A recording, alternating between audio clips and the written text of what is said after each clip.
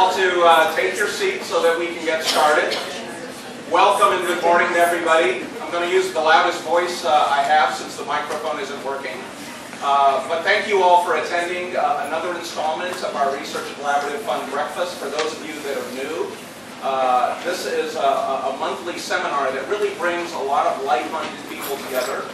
And today I have the pleasure of introducing Austin Armady. My name is Devin Tripathi, and I'm filling in for Mark Weigenberg, our fearless leader. Armady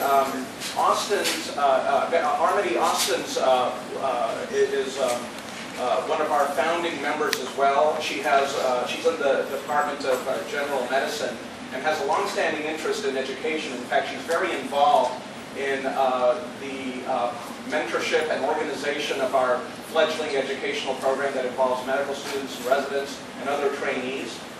It's my pleasure to welcome her to speak today. I just have one housekeeping announcement to make. Number one, we do have an active website, so please refer to it. It has a lot of information about upcoming meetings and also the committee meetings, which are now occurring regularly.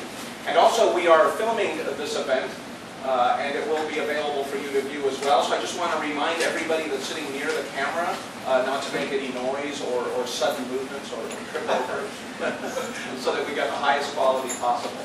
So thanks again for attending, and thanks again for talking to us this morning. Can you hear me? I'll try to speak loud.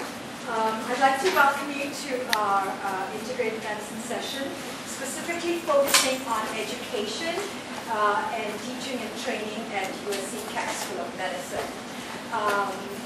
I'm Armady Austin. I'm in the Department of Family Medicine. I've been at USC for 3 years as a faculty, and I'm also associate program of the residency program in family medicine, which is located at California Hospital in downtown Los Angeles. Prior to that, I was with University of Arizona in the College of Medicine, and previous program director at the Maricopa Medical Center, which is a county hospital, teaching and training medical students and residents in family medicine for the past 20 years. So it's been a real privilege and pleasure to come at USC and join the Trojan family. I find it very welcoming and open to new ideas. And I was thrilled and excited when I first came that there was such a strong interest from the students, and the whole program kind of started from the bottom up. There was a very active student interest, and they had already started doing like yoga sessions, forming little groups, meeting over lunchtime, spearheaded by even recent past graduates like Sylvia Charles and all, who were really active in starting the program. And then we actually started the PPM session, which is part of the practice of professional management. It's a 6-week class starting the second year, and you'll be talking to the students and sharing some of the experiences. And recently, like last month, in December, January, we started a 4th-year selective, which also gives the medical students an opportunity to do further clinical training and exposure in integrative medicine. So we shall get started, and before we do, I'd like to introduce my student panel. They'll also be participating and contributing to our discussion. So starting at that end is Ali Karatsu. He's a 4th-year medical student. He just completed the 4th-year selective. And next to him is Karen Brand. She's also a 4th-year student, and she's just started her rotation this week. Then we have Elaine Yang. She's a 2nd-year medical student and is also working on a project on mindfulness with Dr. Gold. We have Sarah. She's a 2nd-year student, very active in reflections, art gallery, and she'll be reflecting on our PPM. Kristen Rowe. She's the 2nd-year student, very active also in the student interest group in integrative medicine, and the current president, and Lisa, will be joining a student and working on the mindfulness project.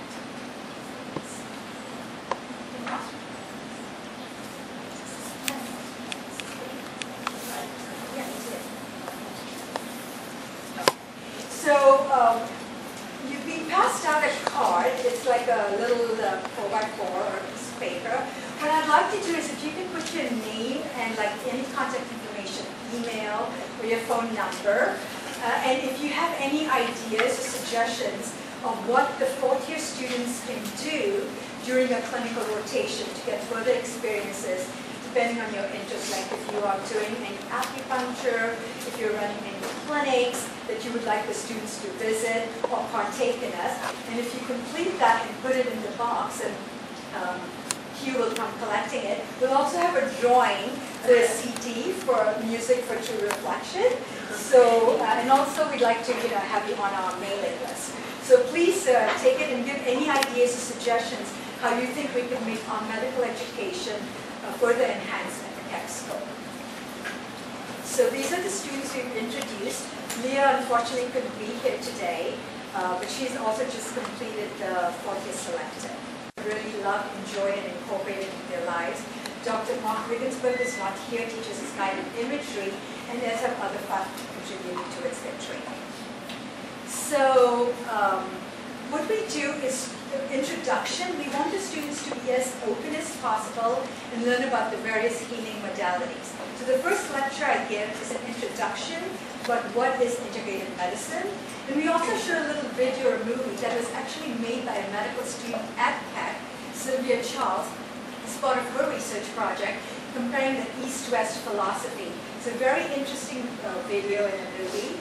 And so that generates discussion on how we actually look at patients from the Eastern philosophy, the Western philosophy, compare and contrast our healing modalities. So that kind of starts us off in the first session. Then we have various speakers. We have, these are the various topics we try to cover. We have acupuncture. Dr. Elaine Chang is one of our family physicians who also has an East-West medicine. She teaches about healing, Qigong, activity, and so that's one of the sessions. We also introduce homeopathy because several of our patients practice that.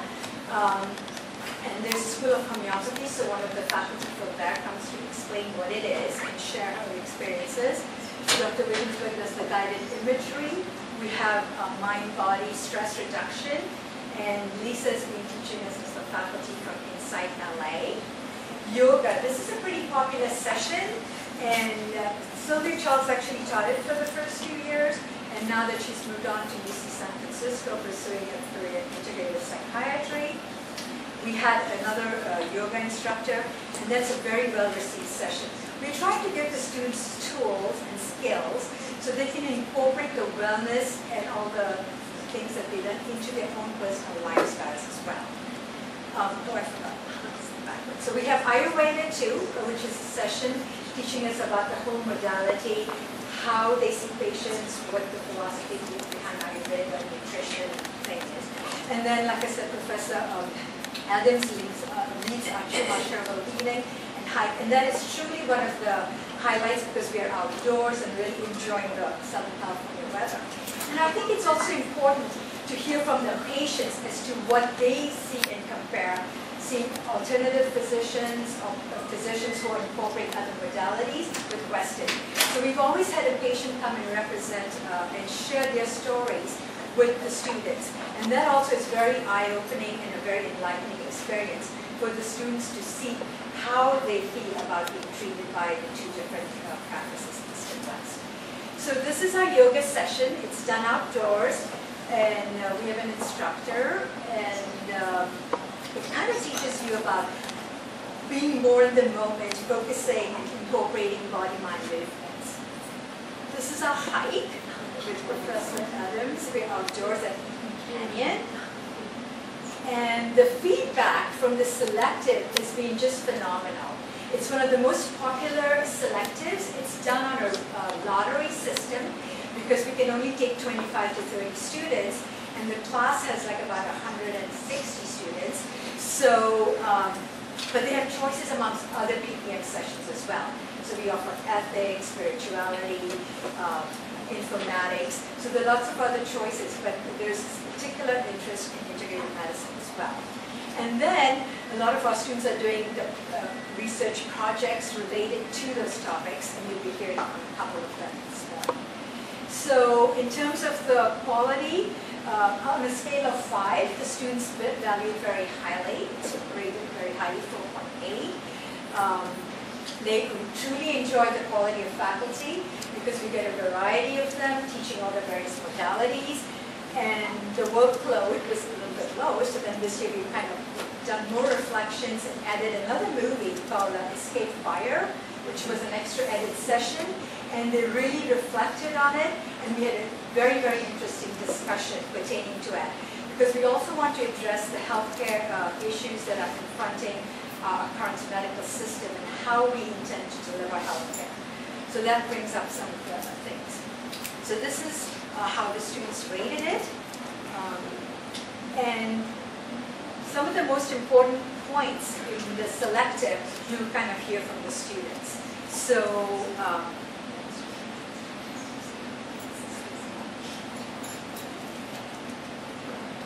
they'll also be talking about what they found was the best part of the selective. And so we'll start with Sarah, who has just completed the PPM session. I've also asked Sarah to bring out a reflection. At the end of the selective, we do a reflection in writing, but Sarah's an artist, and she's also brought her reflection to share with us as well. So Sarah. I brought a different reflection. Oh, okay. That's fine. That's fine. Whatever you want. Here's a bear holding up the world, and this relates to a Qigong exercise we did.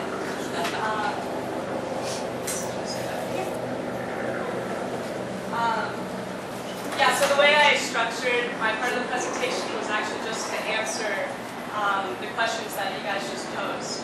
So what are my 3 take-home points from the class, and what was one of my favorite experiences? So yeah, one of my favorite sessions that we had in the PPM selective was the session on Qigong.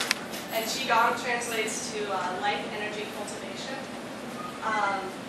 Yeah, so Qigong exercises have 3 components. There's posture, which is, it could be either stationary or moving. There's breathing, which is important in a lot of these modalities. And then there's mental focus. So this part was really what struck me a lot because it's so imaginative and vivid. And this is the part that really is what guides the chi flow throughout your body. And I'm also starting a research project on mental imagery and how that affects motor movement. So this was a cool tie-in to that. So yeah, one of my favorite exercises within the Qigong session was to imagine that you're a bear and you're holding up the world. So that was why I drew this. There's a bear in the walls. So the bear is really important because he relates a lot to the seasons and to cycles. And he's also this symbol of steadiness and being very grounded in the earth. And so in this exercise, you can really get the mental imagery going and the imagination going. And you imagine that you're a bear and you're walking through the forest. And you can picture the earth is soft and it kind of absorbs your steps. And as you're walking, you focus on breathing. And with each breath, you transfer your weight to the other foot. And then you rotate the world. And so in this exercise, you're actually responsible for maintaining the cycles of life. And it's a vast responsibility. But the cool part is that even in the instructions of the exercise, you're supposed to have a smile on your face. So it's about being able to take on that huge responsibility, but instead of being stressed or anxious or afraid of it, you're happy to be this integral part of this web of life. And so I really liked how that relates to your approach to responsibility, especially as I'm moving forward to become a future physician and knowing that there will be a responsibility and a lot of lives in our hands. It's nice to know that you can approach it with this kind of stability and this groundedness without fear. And to know that if you think about everyone being really connected in the universe in this way, each person is kind of like a node in the web, and we're all holding up the world. And we're all responsible for those cycles and that rotational force. So yeah, I just really liked the imagery of that. And then, yeah, so here's my 3 take-home points from the class. So first, there are many approaches to healing, and it's important to be aware of this. To be humbled that what we are learning in our medical curriculum is not the only dialogue taking place, and not the only correct way to talk about healing. In order to be an effective healing force, you have to meet midway from your own knowledge and perspectives and that of each patient, so that the patient becomes active and healing is collaborative and creative. The second point is that the energy I bring as a provider to each of my patient interactions is incredibly important. If I'm not healthy and balanced myself, my senses will be dulled and it will be difficult to truly comprehend the needs of others and to feel the gravity of their stories. So I strive for integrity of being through both softness and strength. I release pride and fear to allow compassion to flow through me. My third point is mindfulness can be integrated into everything I do, an essential part of what I bring to others. The more awareness I can bring to each moment, the more present I am, and the more I learn from each experience. Every moment is then a full experience, a universe encompassing all others. All the information I need is present if I'm open to receive it. So I've been thinking a lot about this last point. As we move forward as second years, we're learning a lot about doing the physical exam. And so it's nice to know that if you're truly present with your patients and actually there with them when you're questioning and when you're listening and when you're feeling with your hands, you can get all the information that you need. And so the other day I actually went to this spa.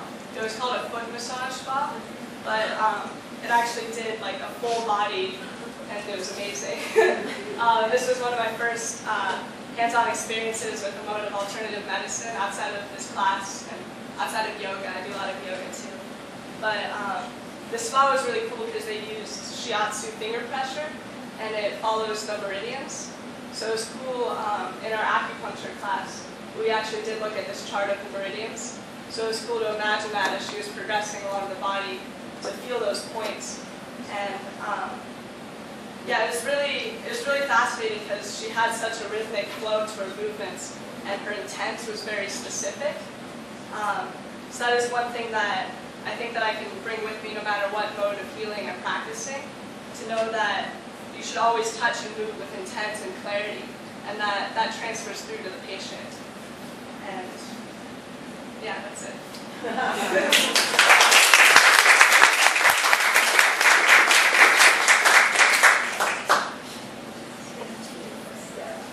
So, Karen will be presenting we did a survey of medical students and what their attitudes were towards complementary and alternative medicine. And so this is a research project I did in my second year of medical school, and this was actually done 2 years ago in the fall of 2011.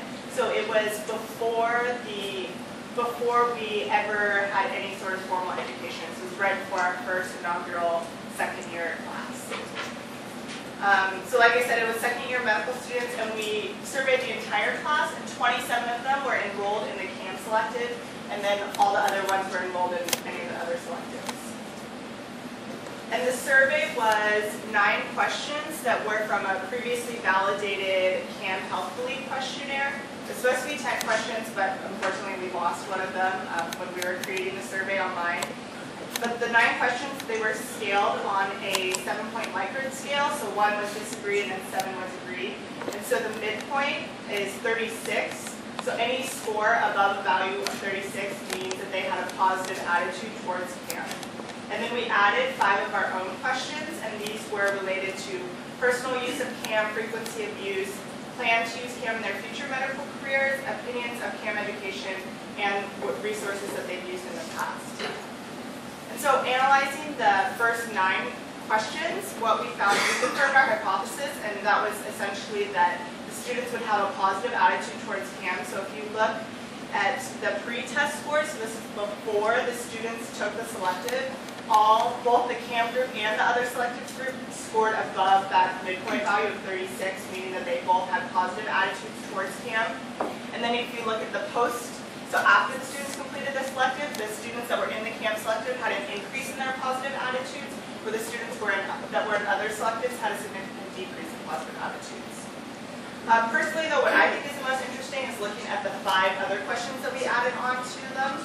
So this is looking at the pre-selective survey and looking at the entire class, the entire second year class.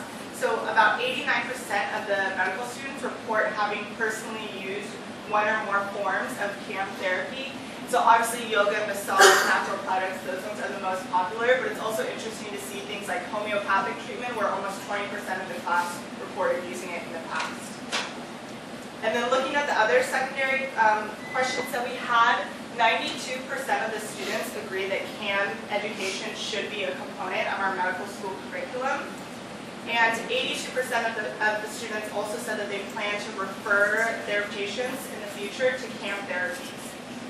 But what's kind of concerning about this is that 61% of the students said that they gained their baseline CAM knowledge from word of mouth or social media, whereas only 17% from previous CAM education and 6% from scholarly or medical journals.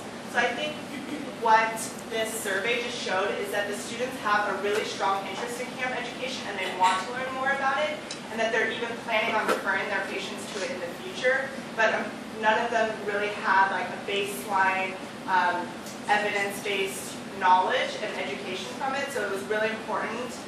And this just speaks to the need for that formal education for the students, so when they are referring their patients to it in the future, they'll have a baseline knowledge for it.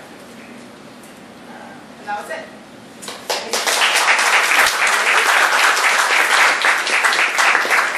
So as part of the secondary curriculum, we work in small groups as well, and we deal with like cases like diabetes, common things that we see, headache, depression, fibromyalgia, and each group works in an evidence-based fashion to see what other modalities can be applied to these various, ailments as they're approaching patient care.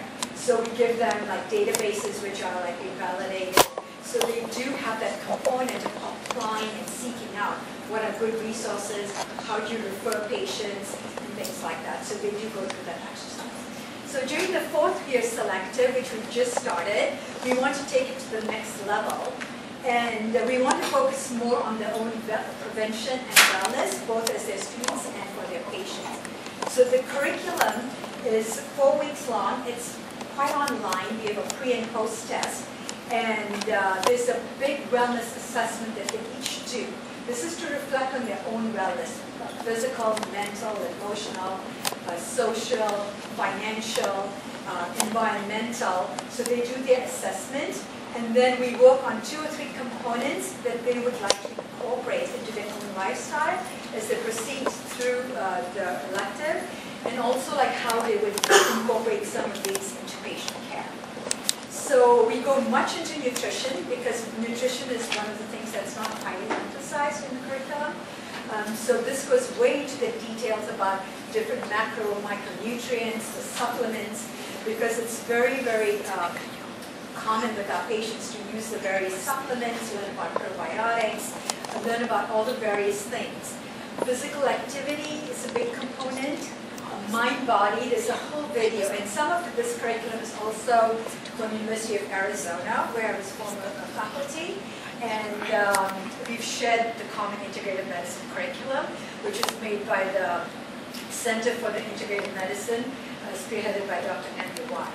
And as a matter of fact, tomorrow and through the weekend, I'll be on a faculty retreat in Tucson, really updating more curriculum for next year. So we do sleep. Sleep is an important component in students' lives as well as patients' lives. And a lot of ailments are due to that proper, not getting enough sleep and how that affects our lives. So we do an assessment and how we can help with that. Environmental is a big thing with toxins and pollutions and how that plays a role into our lives and patient care.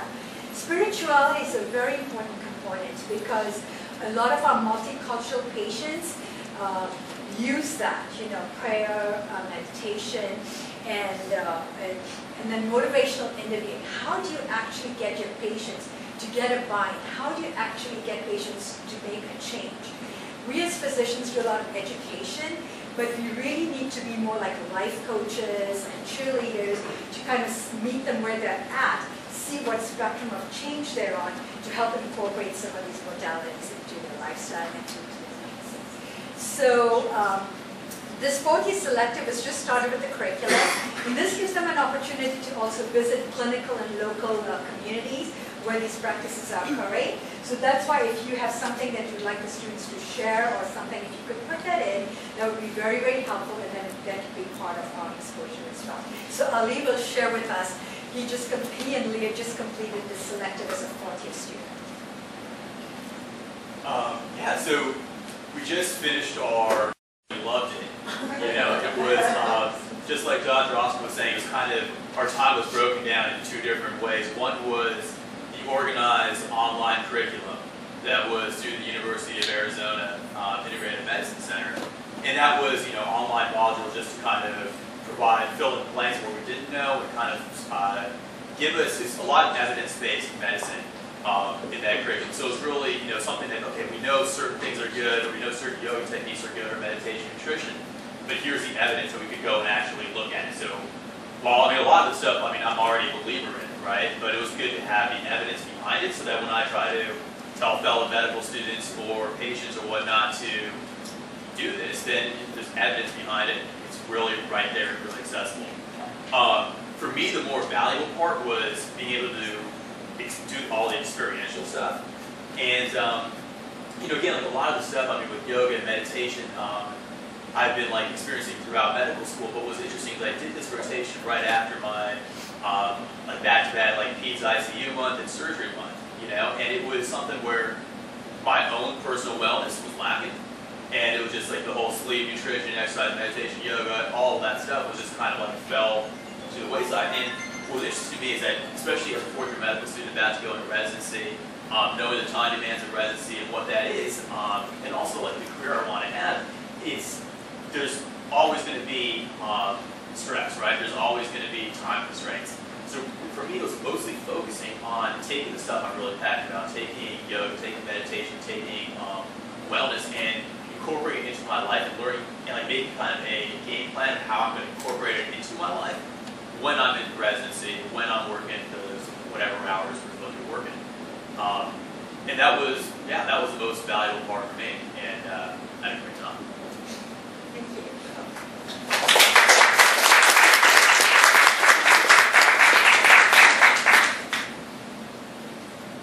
So I'll also speak about the origins of the Integrative Medicine Club, and I should not be up here doing this because it really should be Sylvie Charles. If you don't know Sylvie Charles, she's at UCSF right now. She's a psych resident. You probably just drive up the 115, you can feel the energy of Sylvie Charles. If you're halfway there, little Indian girls, firecracker, dynamite, tragically my sister. So we were first-year medical students in the same 6-person ICM group, and we went to this integrative medicine thing, and the girl who was leading it for the second year was kind of faltering, wouldn't really have the energy behind it, and she was super extended, and asked if there's anyone who's interested. And Sylvie kind of pulled me along and said, we're doing this, and so I became her co-president, and for 2 years, I just did whatever she told me to do. And I mean, she was the yoga instructor, so she's the one who, I just come back from India and did a little bit like of yoga there, so I was super interested, but I didn't have a lot of experience with it. But she's the one that like really planted that seed in me and made that part of my regular life. And then she started weekly yoga sessions at USC, teaching that, brought in meditation, brought in a lot of stuff. And you know, it was, so throughout the first 2 years of med school, by the end of the first 2 years, I was very fired up about integrative medicine, being around her and seeing firsthand all what it does for my own self and what potential it has for our patient population. And it was something that her interest was mostly in the mind, and my interest was mostly in how this can be, how integrative medicine, especially with yoga and meditation, can work for the pediatric population. So with us together, we kind of focus on both of those through our club, and we handed it off to Kristen. So yeah, it was a good time.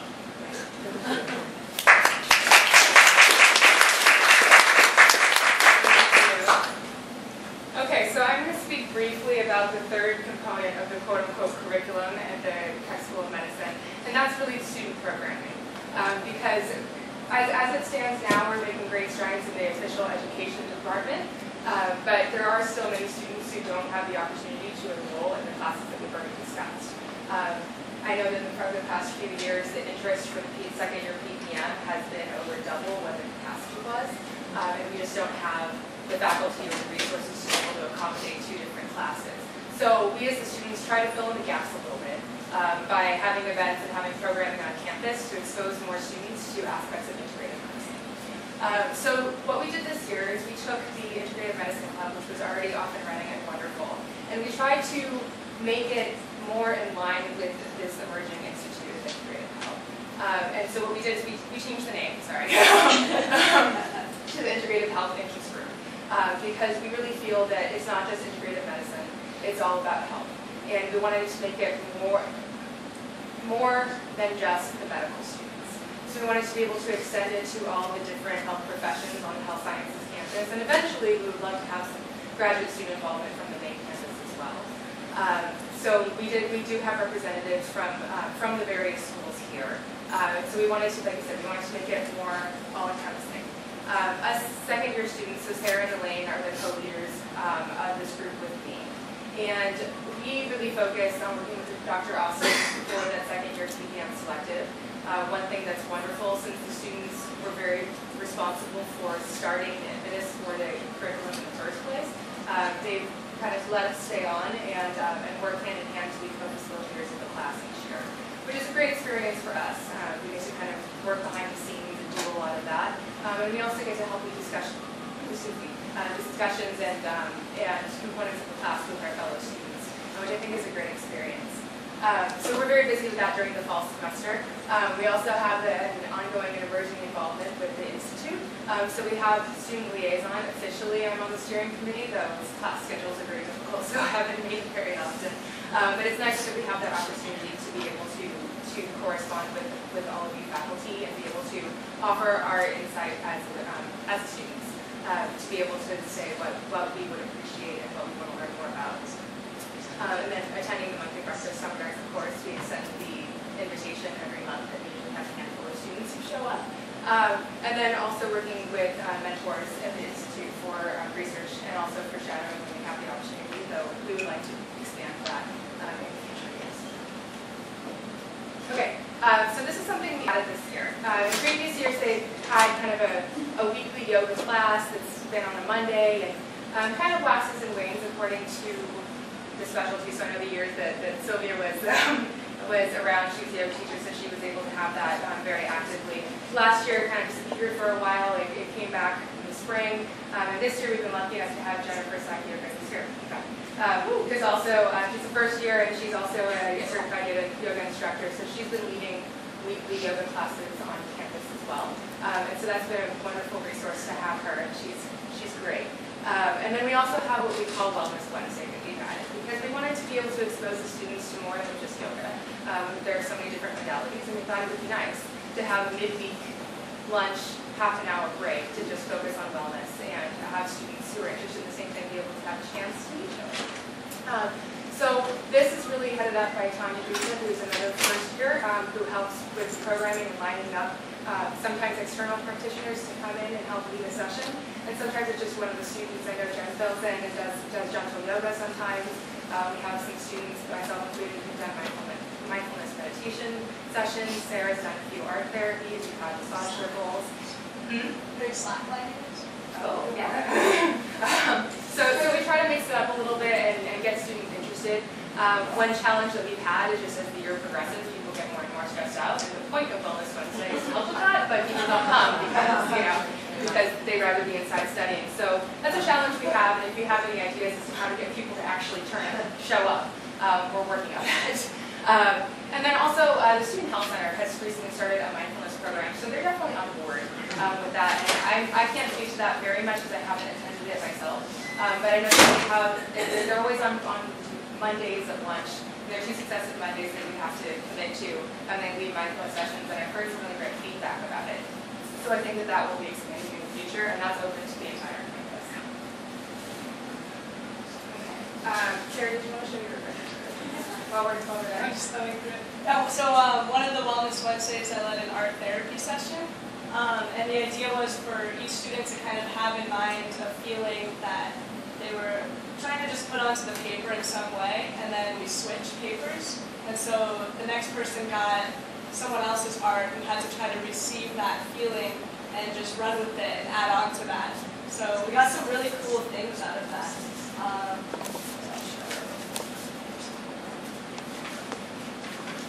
This one was really nice. This one was cool. Yeah, so just some cool things came out of that. And it was fun because we actually had a pretty good turnout for that, so a lot of people came. We had a bunch of OT students came to that one too. And, yeah, just really fun. Yeah. That was a nice session because it was very much about being able to recognize emotions and stresses and then be able to let them go and kind of release ownership of them. So it was very cathartic, symbolic, and Sarah did a wonderful job leading it. And one of the things we like to do with this is that, I don't know if you've seen in the basement of the camp building, they have the photography and different art that students and faculty have contributed. So we're going to try to find a few of those and make a nice big frame thing and submit it so that we have something from the Integrative Health group there every year. And then briefly, just other events for IHIG other than just this weekly wellness series. We just had the Women's Health Symposium a couple weeks ago, which is a large event on campus. And so IHIG came and did a table during the morning health fair, and Jen had some 5-minute yoga sessions for people. We also had another student who was a massage therapist, so she was giving little chair massages. I think she booked up really quickly. And then we also managed to get in some speakers that were more integrative in nature.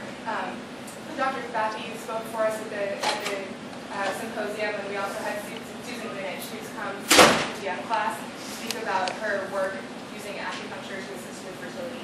And so that was very interesting. I think people really appreciated that session.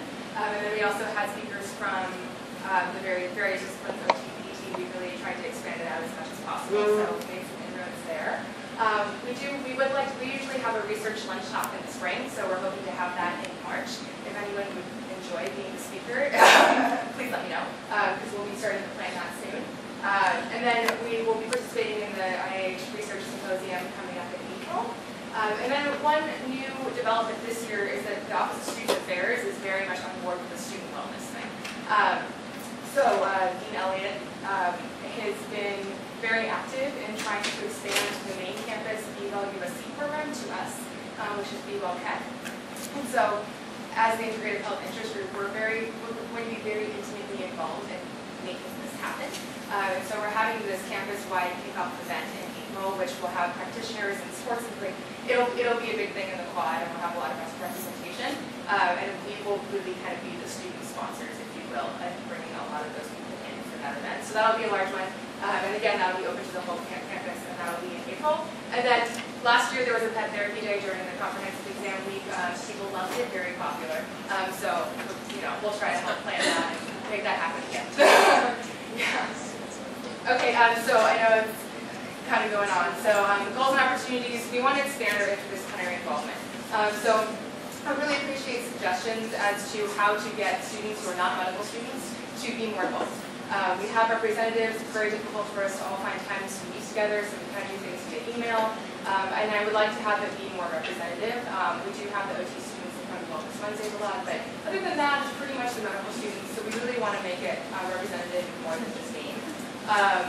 We would like to have more events in the fall semester. It's difficult because with the second years we're so busy with the PPM class, and you only have so much extracurricular time as a medical student. But I think as student interest grows, we will have more people to be able to do that. I already mentioned that. And then the important one is to develop some kind of sustainable funding mechanism. The school only gives us $150 every year to put on something kind of event. It's not very much. We use that on our first event on Costco food. And what really attracts students to events is food. We need to be able to pay for it. Also, we would like to be able to, offer small honoraria to outside practitioners who might want to come in and attract more people for Wellness Wednesday. Everyone so far is going to volunteer, so it's kind of hard to get people to participate in that. And then I just think that would be really important. Also, we are fortunate to have someone who is a yoga teacher, but we do want it to be able to be sustainable. So if there isn't a yoga teacher in the class, that we bring somebody in and actually have that still be offered.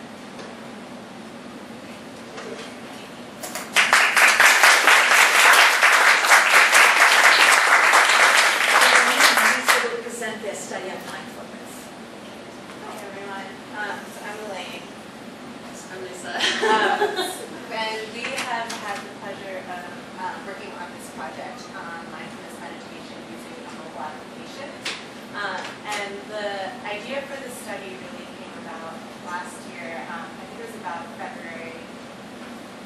in February, the whole first year class was surveyed using the general well-being scale. And it was presented to us during a class 5 p.m. session, and the results showed that over 25% of the class was in a state of either stress or distress.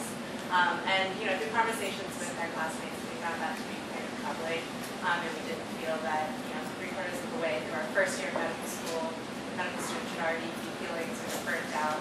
We've all heard the studies and the reports of physicians suffering from burnout, and we didn't want to see that happening to us and our classmates. We also felt it really personally. Yeah, this was a very self-reflective. Yeah. So we thought we heard of mindfulness, and we're thinking of how can we bring students together for group mindfulness meditation classes, or how do we expose more students in our class to these integrative modalities to help ourselves in self-care and wellness opportunities. But it's really hard to find time for medical students to all come together in a group and find a meeting time. I feel like emailing is constantly like, when can we find time to meet? And what are all students, most students at least, generally using all the time is our phones. We're always checking our email or using apps. I know third and fourth year students are using like Hippocrates or whatever reference applications.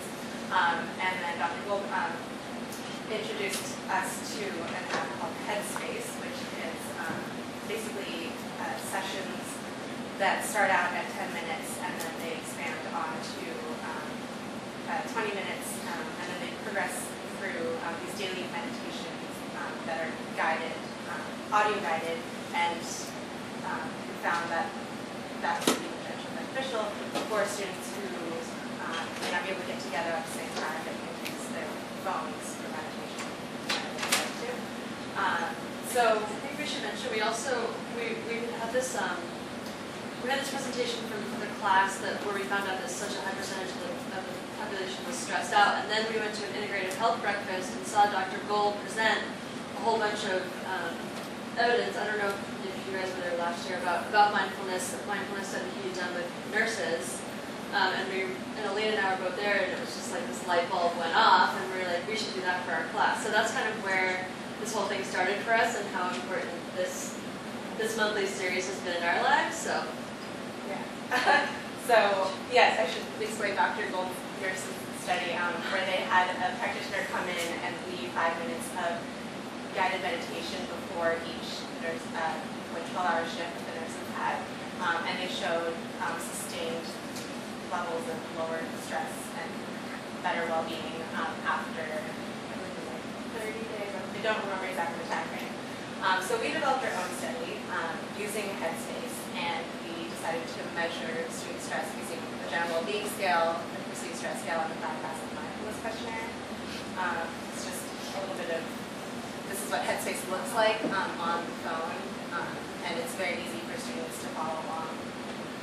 And we just implemented the study in the fall of last year, and basically had a randomized control study. So we had an intervention group and a control group that didn't get to use the app until 30 days after the study, or the intervention period of the study.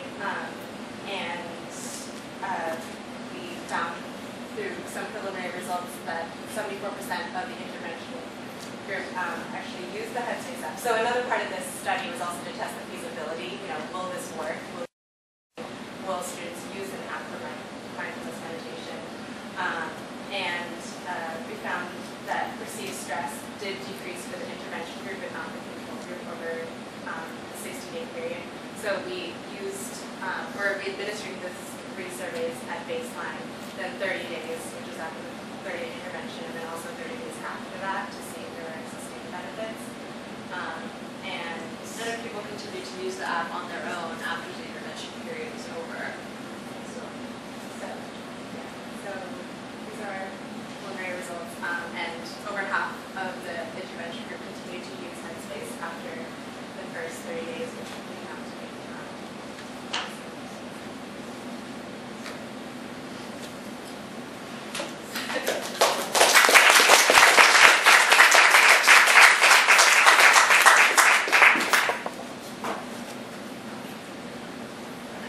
So we're running a little low on time, so I'm going to just zip quickly through this. We wanted to speak a little bit about other opportunities for medical students who are interested in integrative medicine to learn more outside of the school, or in conjunction with students from other campuses. So, goals are kind of self-explanatory. So we can skip through these. One of these is that we've kind of formed an informal network with other Southern California medical schools of the leaders of the student groups who are interested in integrative medicine. And what we're working on is creating kind of a group, the current working names that I think is going to change, I'll tell you why. And what we wanted to do originally was have a retreat this spring that would enable students from each campus to meet one another and to do kind of a more experiential weekend, if you will. It didn't come together for various reasons, so we're going to aim to do that next year. That's something that we're going to be passing on to follow up on. There are a couple of programs for medical students across the country. The first is the Leaps into Integrative Medicine program. It's for a week every summer, and it's held in Berkshires in Massachusetts. Eventually there might be one on the West Coast as well. But it's for 30 medical students get accepted across the country, and you go to the Curricula Center for yoga and live there for a week. And spend all day, every day, either in a yoga class or learning about different integrative medicine modalities, and also learning a lot about leadership and about yourself. It's a very transformative week and wonderful. I had the opportunity to attend last year, and so that is, the applications will be coming up pretty soon. So if you know anyone who might be interested in it, let me know. It is currently only for medical students, unfortunately, but perhaps that will change in future years. Similarly, there's a Heart I Am, it's another fourth-year selective, and it's different than the selective here that is more of a self-reflection residential. You go live in a cabin in the Redwoods for a month with 30 other medical students, and kind of, yeah, it sounds terrible. And then, and so essentially do the Leaps times 4. I have a friend who's starting that this year, so I'll be able to offer some more feedback on that via him coming up. And then also, there's now a National Student Conference on Integrative Medicine that's conjoined with the Consortium Annual Conference, and it was over the weekend. It was at Northwestern in Chicago, and again, it was designed to be experiential. I think there were something like 120, 150 students across the country, and other health profession students as well, who were there, and a great opportunity for networking and for students who were interested in this to start meeting people who might be their future colleagues and will be future colleagues with the same interests. And then this year, kind of something that came out of that conference was, again, interest in creating a national student network. Kind of like other student groups have done, obviously AMPS are the big ones, by Students for Choice things, creating somewhat of a standardized group that can offer materials, ideas for events, different things to medical students across the country who'd be interested in starting their own organizations. And then also one thing we want to do with that that I potentially will be heading up in future years is to do a student-run integrative health journal and kind of start small and build that up. So to have the opportunity for students to submit that. I've got it. Thank you.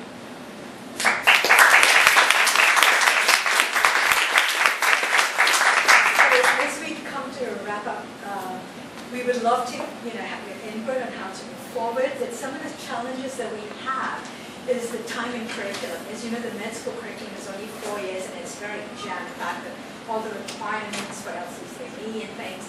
So fitting various electives or selectives is always a challenge.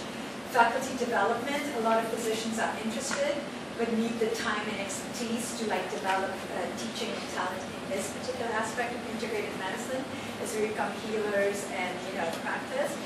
And we'd really like to focus on interprofessional education. I run a student-run clinic at our clinic, and it works with students from the pharmacy school, from the OT school, from the PA school, and the medical school.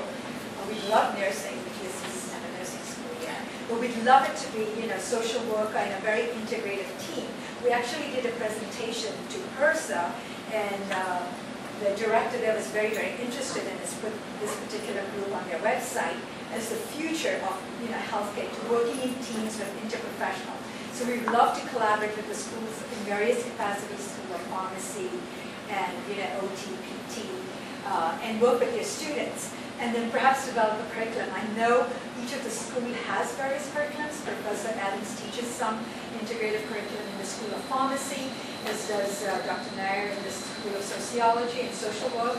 And so we'd love to kind of piece it together and perhaps offer a comprehensive curriculum.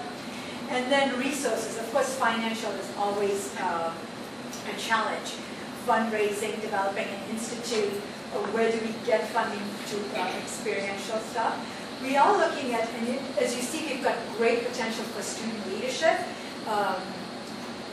Kristen and Jennifer were the 2 medical students who presented with me at one of our national conferences, specifically good for integrative medicine for underserved people, because as you know, some of these modalities are like self-pay or cash pay, since certain things are not covered by insurances. So we do need to look to see how we can offer some of these healing modalities to our underserved patients as well. So we are looking into this. We've got an excellent group of students in the pipeline, a lot of interested faculty. And with your input and suggestions and collaborations, we'd like to take it forward. And so we'll open up for questions and answers, especially since you had a great engaging students with the session with the students. And then Dr. Bull can kind of moderate. Also, if you filled out your, any suggestions, we can do a drawing for the CD. So has everyone had a chance to give any ideas of what you like to, or suggestions in the community or anything? Please put it in. Go ahead, you can ask questions. I just want to take 30 seconds to just give you students props for what you guys have done. I'm just sitting in the back of the room, and I'm just floored how much activity you guys have created and how much success you've had in such a short amount of time. And as it was mentioned earlier, Sylvia really drove this. She actually came to Children's Hospital to take a meeting with me to say, hey, we got to make this happen. You're doing what you're doing at CHLA. We need to do this at USC. Let's make this happen. And she really drove that. So it really is a student-driven and fueled program. And now the faculty are just kind of getting the memo. And we're trying to move it ahead and try to keep up with you guys. And that's just never going to happen because there's more of you and greater energy. So I just want to give you guys. Very impressive, and it should be inspiring to other students in the audience who just joined USC or any year, it doesn't matter. So I want to open it up for questions to the panel. Yes, Lisa? First of all, I'm so inspired by what you do because I'm a nutritionist and I run a wellness program, it's a certification program for doctors on how to implement this in their practice. So you guys are so inspiring, I'm blown away. But what I didn't really get on, someone really emphasized what Headspace does, the app. Who's talking about the app? Yeah. What exactly does it do? So it's audio guided mindfulness meditation, and the creator of Headspace has these recorded, at least you could breathing exercises and sort of a lot of present-mindedness, noticing things around you, sounds, smells, and then you also start noticing your thoughts, but also taking things in without judgment. Yeah, it really follows the Kabat-Zinn's sort of mindfulness, based stress relaxation, or just the mindfulness period. It really follows that and implements that in a smartphone, which obviously has a lot of great applications for medical students or anybody on the run. And so this was really our first hand. And they, again, very modest, but Lynn and Lisa were able to get Headspace to actually open it up so the students could use it at no cost for the 60-day period that they were using it. So they were, again, just absolutely outstanding in being able to make that happen. Yes, Dave? I heard you guys talking about the lack of funding. I work for a compounding pharmacy in LA County, and the owner of the pharmacy is a USC graduate. He got his PharmD before PharmD was a track level program. And I was just curious, what would you do with any funding or sponsorship dollars that you got? Why do you need it? There are a lot of experiential things that the students would like to do that sometimes you need to enroll and pay for. We could host some like luncheons and all where which would be more of an attraction for our students to learn about. If they need any like seed things or something to start like a pilot study on research, invite speakers, maybe contribute to this faculty development, have a seminar or workshop so other faculty can participate, have student-run participation workshops, maybe even sponsor a student to go to some of these national meetings where they can acquire more skills and leadership experiences. So there's plenty of opportunities that I think the students and faculty could partake in. So funding would be great. So any opportunities on collaboration or grant opportunities would be very much welcome. Yeah, and Q will accept any blank checks that are. She's right there. She's raising her hand in the back. Okay. Yes. Yes. So ancillary to getting money is using existing resources. And I'd just like to point out, once again, that you are in one of those existing resources. The USC Institute for Genetic Medicine Art Gallery. The exhibit out in the Atrium Gallery is called Bridge to a Soul. We are running a series of forums and workshops on yoga, mindfulness. We're reaching out to the high schools. Pamela Ascon is right over there. She is our fellow who went to Washington, D.C. and studied with the Congressional Hispanic Leadership Institute and with Baxter Pharmaceutical, a Congress member, and got 6 units of credit at Washington University. She's heading up a whole group of students from the community, the Young Invincibles, and we're working with the LACCD, Community College District, and have enrolled more young and healthy through our collaboration with the Rosser School of Education. So we are here Monday through Friday, Saturdays and Sundays, running workshops in this space and with that gallery out there, and we would love to collaborate. Thank you, Lynn. Thank you. That's great. And we will have students rotate and, doing their full here and be part of the art form. That's it. I love this panel, thank you. In your 4-week class, when you had a lecture on nutrition or lectures, did you get any exposure to food sensitivities and how to work with your patients that say they're allergic to something? Is that covered? Because I saw there was macronutrients and micro and vitamins, but what about all your patients that say they're allergic to something? Yeah, so that's part of the Arizona online curriculum. That is addressed a little bit. There's a lot of emphasis on all realms of nutrition. And food sensitivity is mostly Jonathan Wild's research that drives the nutrition part of that lecture series. I think that lecture series is available to everyone. I think we as students through our 4-week curriculum, we got it for free, but I believe at a cost, the Arizona curriculum is available to Good to know. So because we collaborated, but it is kind of like a perspective. I mean, people can do their fellowships, and they do have conferences on food and nutrition sponsored by them, and both professional and community can access those. So one more little question too, just because I want all you to hear. Would you be open to funding from supplement companies? Because I know there's companies that would like to. we would just have to be vetted, that's all. We just have to see what we're signing up for, or what we're in conflict with or not in conflict with. Just has to, USC is a very large institution. We have to make sure that we're in line with what their missions. Because I heard someone say Baxter, so that made me think that I could ask this question. So in being respectful of everyone's time, because we're almost out, there's another question or two. So David has a question in the back. Yeah, just a quick question about the training of the student MD program. Can you talk a little bit about how data-driven it is also? Because, for example, in the realm of mindfulness, since 1980, there's been 3,000 scientific papers. So how embedded is that training in an evidence-based structure?